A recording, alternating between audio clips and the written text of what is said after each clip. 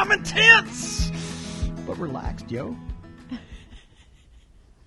Today, we're going to talk about practicing relaxed intensity as a leadership style. What the heck is relaxed intensity? Well, can you explain it to us? Relaxed intensity is, in fact, an oxymoron, right? Because it's two opposing truths that we put together. If you think about it on a spectrum, if you were to say, okay, relaxed is a 0 and intensity is a 10, and as leaders, we want to be a 5. We want to find that perfect blend in order to reach the most amount of people, to be impactful to the broader amount of people. What am I trying to say? You guys get it. I'm trying to reach a lot of people here. So I'm going to do that with relaxed intensity.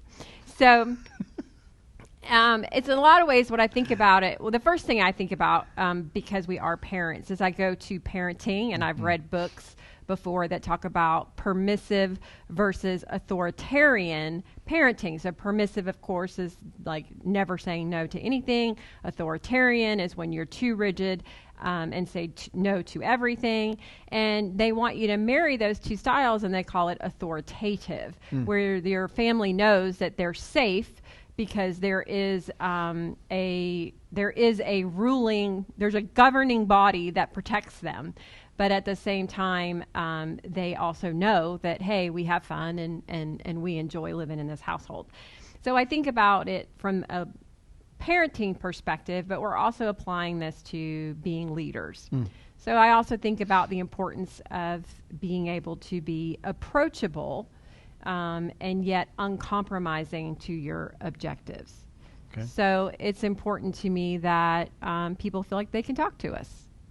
Right? I mean, that would be a more relaxed style of leadership, that they know that they won't be instantly chastised, that they won't be instantly told like what they're doing wrong. There's a difference between someone looking for a way forward and someone simply just needing to vent. Sure. And I think as a leader, sometimes we have to recognize that moment and say, I think this person just needs to vent today and not always push them forward. And then sometimes we need to challenge them as leaders and say, hey, I hear that you're having a hard time. I understand the difficulty of what you're going through, but let's take a look at this strategy at how we can help you move forward or move through this difficulty. So we don't let them,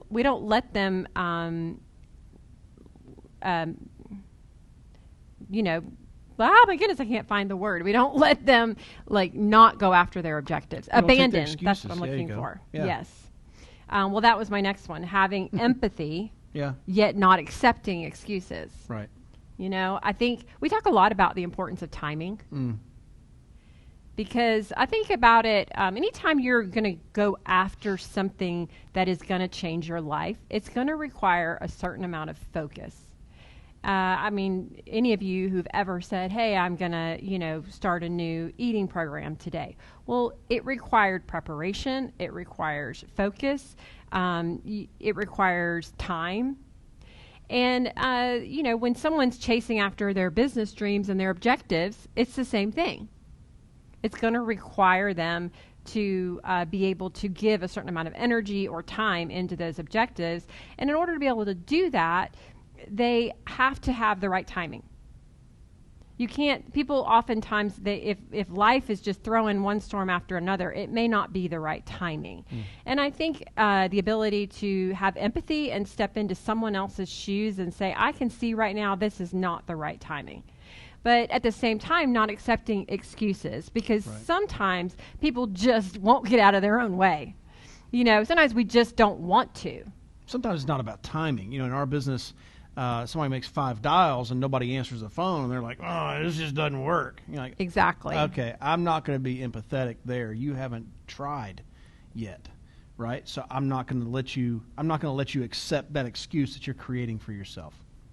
That's right. And sometimes we do that by putting them around the team that are the team when they are making the excuse busters, right? So when someone maybe is having a hard time in making dials, for example, you put them around people who are making lots of dials, because all of a sudden their eyes are open to realize, hey, wait, those people are making dials and I'm not, and it makes them have to push past that excuse that they may have.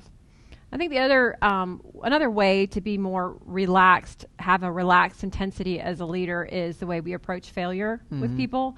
I think we need to be generous in our grace with failure. You know, it makes me think about our son. Right, he plays soccer, and recently he, you know, part of soccer are these penalty kicks, these high pressure penalty kicks where you step up, it's you and the goalie, and really the person shooting has the win. They have the percentages are in their favor to win, to make that goal. But sometimes the pressure of the moment can rob them from good decision making. And, you know, Joseph recently, he had that situation at school. He missed a penalty kick, and he was just so distraught and so upset. Yeah. And then this past weekend, we watched him step up and be the first one to volunteer. And they had tied. They went into a shootout to win the championship, and he was the first one to step up and say, "I'll do it. I'll take the penalty kick first." And thankfully, he made it. But as we were leaving the field, I told him, I said, it wouldn't have mattered to me whether you made it or didn't make it. The point was you stepped up and you did it again. Yeah. And, you know, that's being generous with grace in failure, but it's also focusing on the growth through the failure.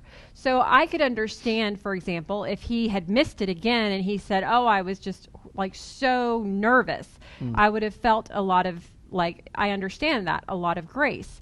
But I don't want him to stop taking penalty kicks. I don't want him to stop growing just because he's experiencing failure.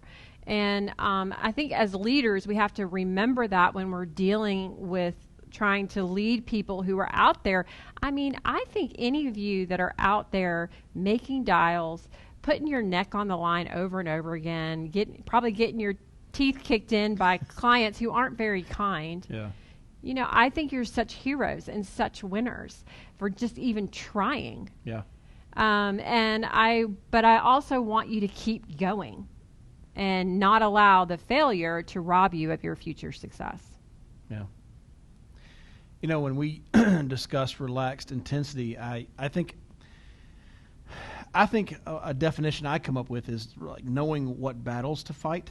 I think when I was a young leader and just getting started and learning my leadership style and learning how to lead other people, not that we ever stopped learning that, but when I was raw and young, I leaned more towards the intense side than I did the relaxed side. And I feel like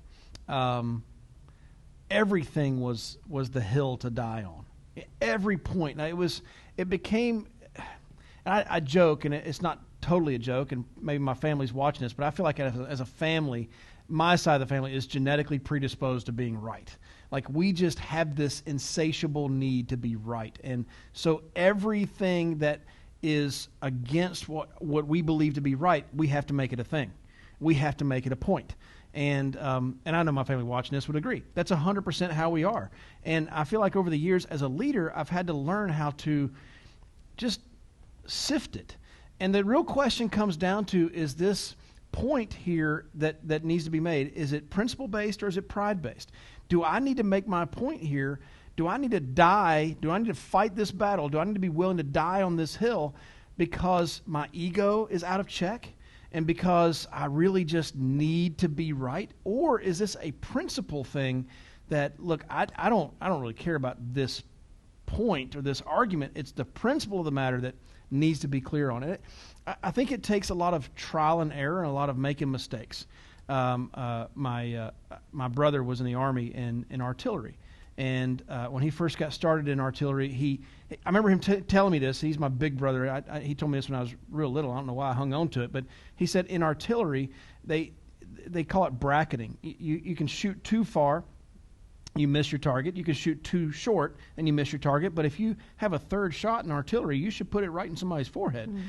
And it's because bracketing. You learn where too far is. You learn where not far enough is. So now you can figure out where the target actually is.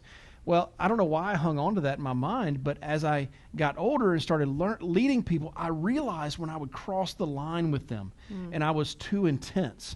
I was over the edge. I was making everything a point, and I was a jerk, to keep it G-rated.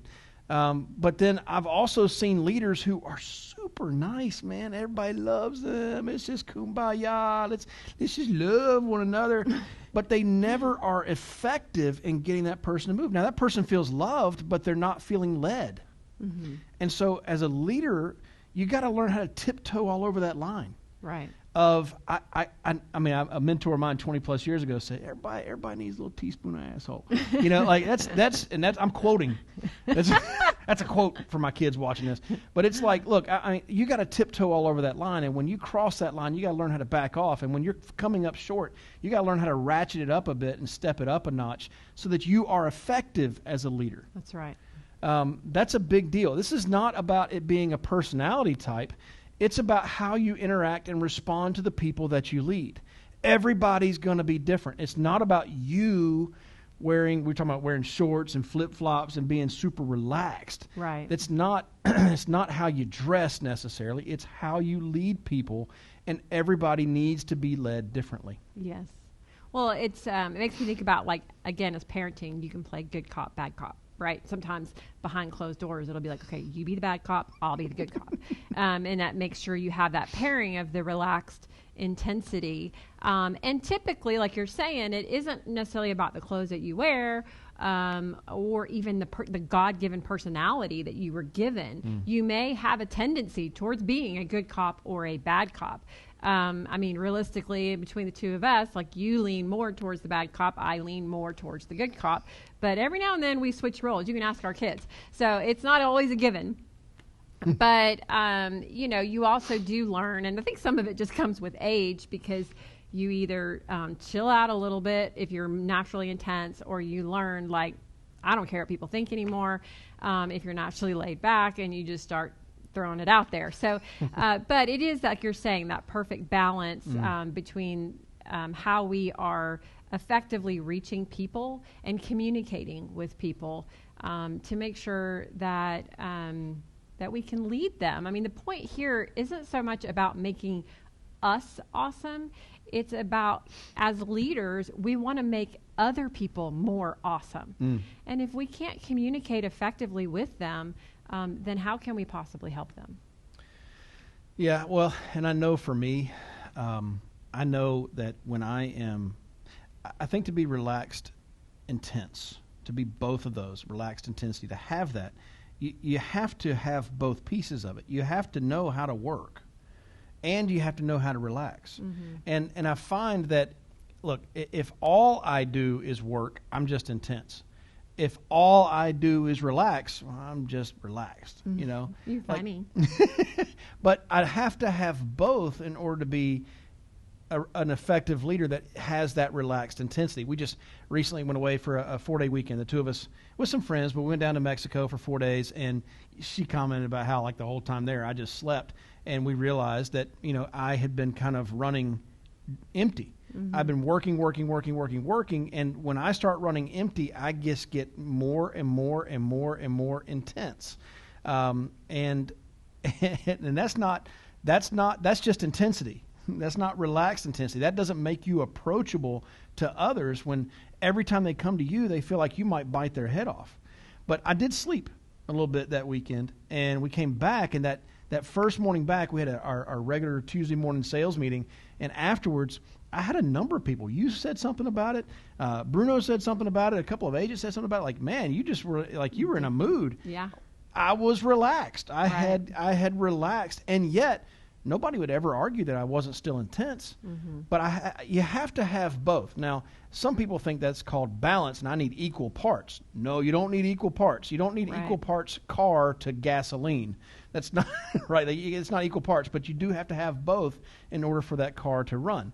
And for me, like, again, if all I am is relaxed, I'm not going to be effective. I'm going to come up short of that line in leading people. But if all I am is intense, I'm not going to be effective either. I'm going to drive people away. Mm-hmm. And so it does require that. And I feel like it's been a constant battle. I was confessing to some friends that I'm a recovering workaholic.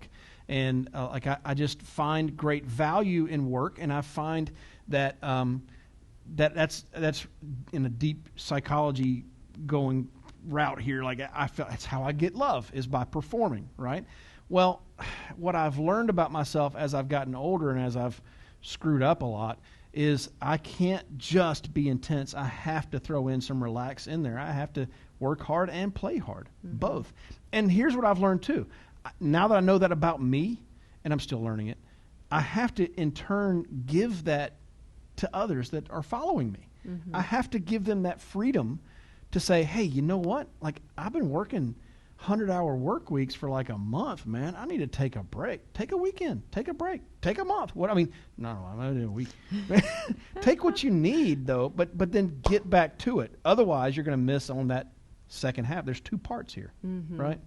I think the longer that I live, when it comes to navigating the complexities of life, it really does boil down to how do we marry two opposing truths. So when you're talking about work and rest, or we're talking about relaxed and intense, we're talking about good and bad, good cop, bad cop. But there's so many things in life that it's how do we mix those two things to do exactly what we need to do in this moment or season of life. Yeah. And it's never like always the same. It's always just learning how to mix them correctly. So, I mean, even like relaxed intensity, yes, we want to be at a 5, but sometimes when you're dealing with a more intense personality, you're going to lean a little more intense.